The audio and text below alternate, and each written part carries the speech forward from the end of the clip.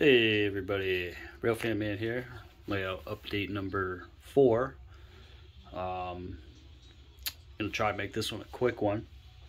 There's a couple other things I want to talk about, but I think I'm gonna do just a quick separate video on those as well. So, getting started here. The main thing I think I did within this past week and a half is, you can see the signal. These signal systems right here. My Azatrac system I put in. That, I want to say it's probably the 4th or 5th or 6th time. I don't know. I lost count after like the 2nd time I put these things in that they've been put in. However, when I first hooked it up, this signal right here was working good. Both signal heads worked. Now the bottom signal stopped working like a couple days ago. Like it worked, then it didn't work, and then it worked again, and now it's not working. And now the top signal works. If I move, actually, I'm getting ready to take this train is going to be dismantled because it has completed its job. So this would be the train you saw running in the beginning. But I have these sensors right here that control the signal heads. And give it a second, this one should come on. I know I didn't force it. Oh, there it is. Okay, so the top signal I lost the red LED last night, I think, at some point. I was doing some operating, and the bottom signal is totally dark now. So the yellow and the green work on the top signal. And so it leads me to believe there is some wiring issue going on, which I'll show you in 1 second if you want to stand by. So before I get into that, I also did put in a Tortoise switch machine here. Excuse me, for the arrival departure track in the main line, and thus these signals right here govern that that switch junction, whatever you want to call it. I have my toggle switch here for that. If I want to operate it individually, I could also use the controller. I'll show you that real quick. So I got this old Tech 2 power pack. It's hooked up to the DC, which I could throw that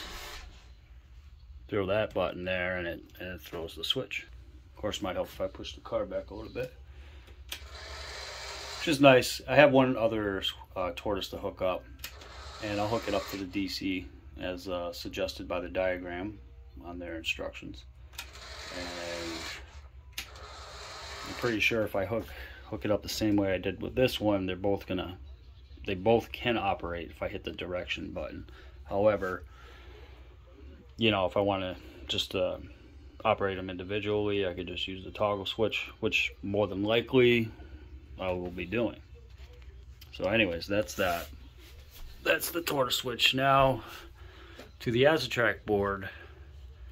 I even hit the test button quite a few times. This junction of wires right here is for the double head, and it's a very small wire. Like I've said, I've pulled these things through this hole, not just this hole, but in and out like at least a half a dozen times since I've had them on my first layout, and they're probably getting a little worn. So I will be doing some work on these sometime soon. So hopefully we can hopefully I can salvage what I can, and these guys, both signal heads will work the way they should. Like I said, when I hooked it up the first time, it seemed to work, but then I lost my lower signal head. So then last night I just lost the red LED on the top signal. So I got some work to do. But anyways, moving on. you can see that I have just kind of placed a couple buildings on the layout, just to kind of get a overview of what it's going to look like and so on and so forth. And I think it looks pretty good. I'm not necessarily going to have these buildings exactly in the same spot or as many, but again, just wanted to get an overview. And stand by for 1 second.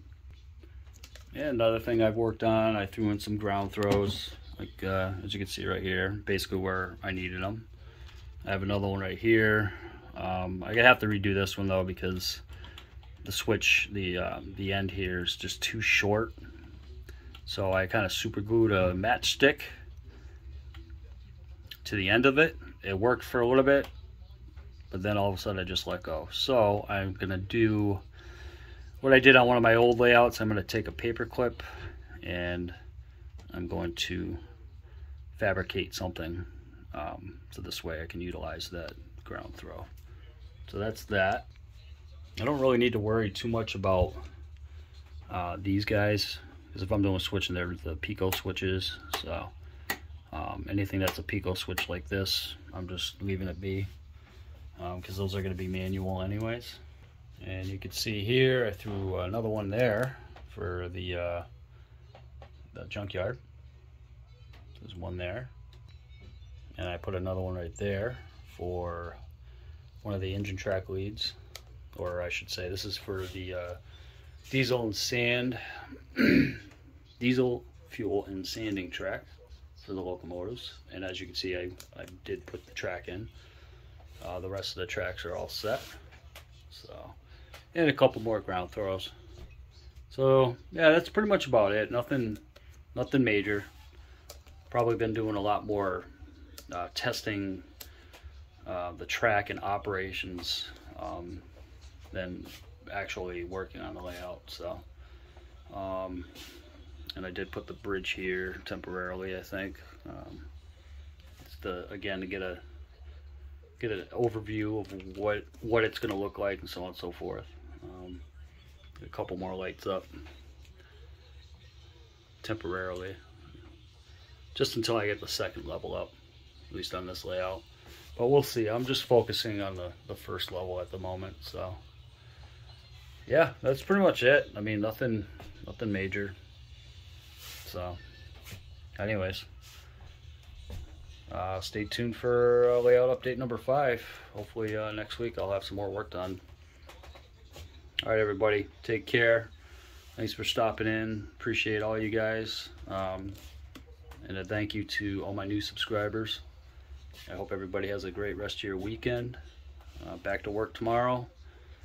First full week of work is complete. It was great. It feels good to be getting back out there and working in the outdoors again. So definitely no complaints. We got some warmer weather coming this weekend too. So I mean, coming this week, not this weekend. Anyways, all right, everybody, take care, be safe, and happy modeling. Real Fan Man signing out.